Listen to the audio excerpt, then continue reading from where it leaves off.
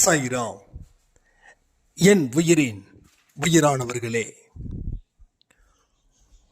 உங்களுக்குள்ள சமாதானம் இல்லைன்னா கடவுளை முழு மூச்சோட தேடவே முடியாது.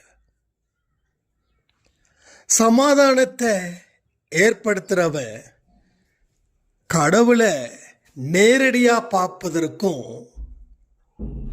எங்க பாசிபிலிட்டி இருக்குது.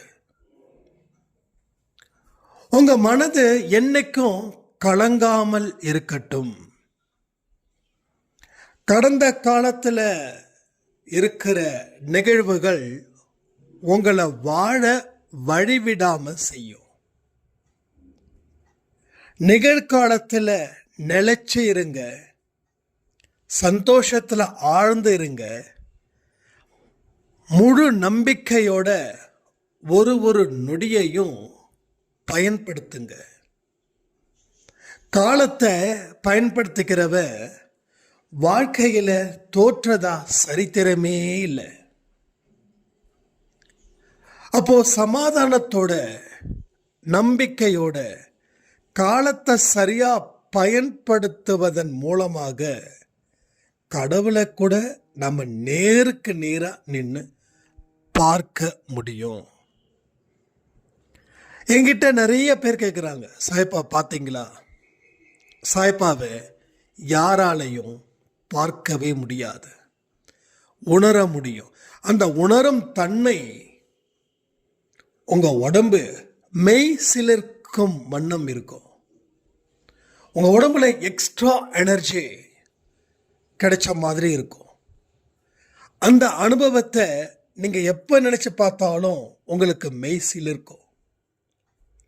அப்போ மனசுல சமாதானம், உங்களுக்கு உள்ள இருக்கக்கூடிய சமாதானம், அது இருக்க இருக்க நீங்க மற்ற மனிதர்களை முழுவதுமாக நேசிப்பீர்கள்.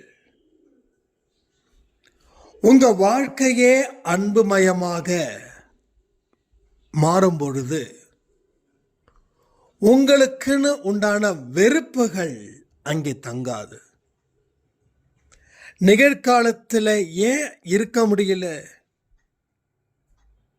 வாழ்க்கையில் அவ்வளவு வெறுப்பு. இந்த வெறுப்பு எங்கிருந்து வந்தது?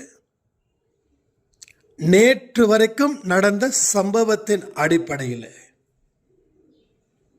நேற்று நடந்தது முடிந்ததுன்னு நம்ம என்னைக்காவது நினைச்சிருக்கோமா?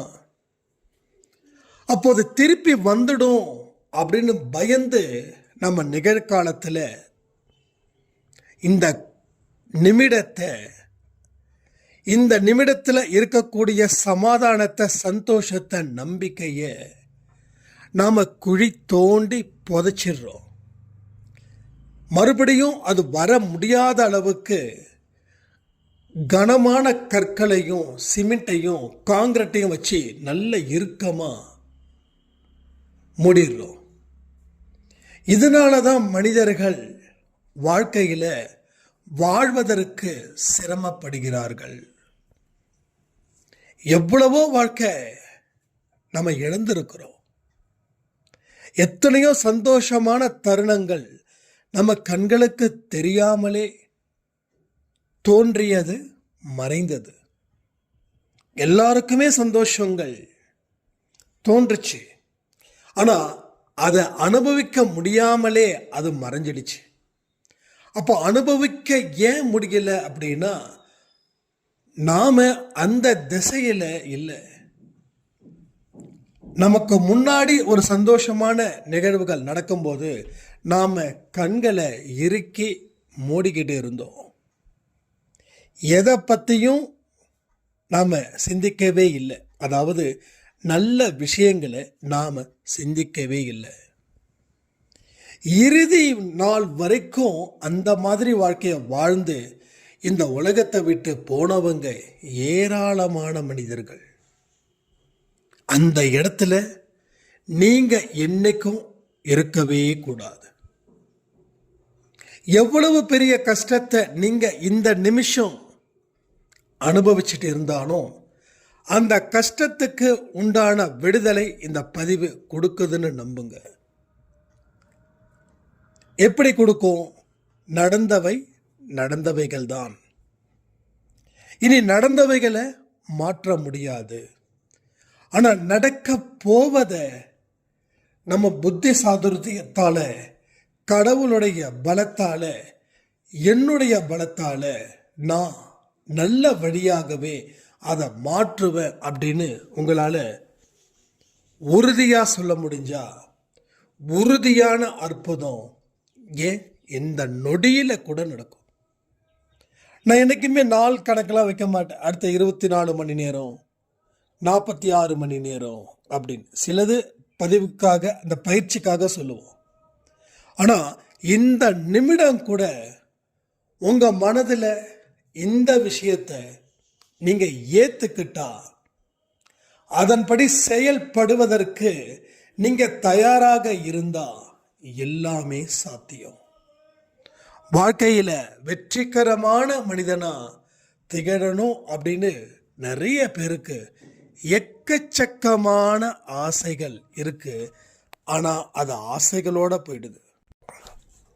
அந்த ஆசைகள் உங்க மனசுல இருக்கட்டும். அதற்கு உண்டான வழிகள் நிச்சயமா சாயப்பா இந்த பதிவின் மூலமாக கூட உங்களுக்கு காட்சி அளிக்கலாம். எல்லோரும் ஒரு செகண்ட் கண்களை மூடுங்க. கண்களை மூடிய பாரு, நான் சொல்வதை மனசுல வையுங்க. நடக்கக்கூடிய அத்தனை விஷயத்தையும் என்னால் நல்லபடியாக மாற்ற முடியும். என்னால் சமாதானத்தை எனக்குள் ஏற்படுத்த முடியும். அன்பை விதைக்க முடியும். அதே அன்பை சேதாரம் இல்லாமல் அறுவடை செய்யவும் முடியும். வெற்றி எனது. இந்த வெற்றியை சாய்பாவுக்கு நான் சமர்ப்பிக்கிறேன். போதும், கண்களை திறங்க. இதுதான் இன்னைக்கு இந்த பதிவில் நாம உறுதிமொழி ஏற்படுத்தி கொண்ட வார்த்தைகள். இந்த வார்த்தைகள் உங்க வாழ்க்கையையும் உறுதிப்படுத்தும். நல்ல எண்ணத்தை உங்க மனசுல கொடுத்து நல்ல செயல்களை உங்களுக்கு பெரிய அளவில் சந்தோஷத்தையும் நம்பிக்கையும் பெயரையும் பெற்றுத்தரும். கடவுளை நம்பினவங்க என்னைக்குமே வீண் போனதே இல்லை. கடவுளை சரியா பயன்படுத்திக்கிறவங்களும் காலத்தை சரியா பயன்படுத்திக்கிறவங்களும் உங்களை நீங்க சரியா பயன்படுத்திக்கிறவங்களுக்கும் தான் இந்த வாழ்க்கை காத்துக்கிட்டு இருக்குது. இதை எந்த காரணத்தை கொண்டும் தவற விடாமல் முன்னோக்கி போங்க. கவலை வேண்டாம், கண்ணீர் வேண்டாம், துக்கம் வேண்டாம், துன்பம் வேண்டாம். என்ன வேணும்? சந்தோஷம் வேணும், வெற்றி வேணும், நிம்மதி வேணும். எல்லாமே உங்களுக்கு கிடைக்கணும்னு நான் மனப்பூர்வமாக சாய்ப்பா கிட்ட பிரார்த்தனை பண்ணி இந்த நாள் இனிய நாளாக இருக்கணும். எனக்கு யார் யாரெல்லாம் பர்த்டே, வெட்டிங் டே செலிப்ரேட் பண்ணுறாங்களோ அத்தனை பேருக்கும் சாய்ப்பாட அன்பும் ஆசீர்வாதமும் பரிபூர்ணமாக கிடைக்கணும்னு பிரார்த்தனை செய்து இந்த பதிவை நான் முடிக்கிறேன். ஜெய் சாய்ராம்.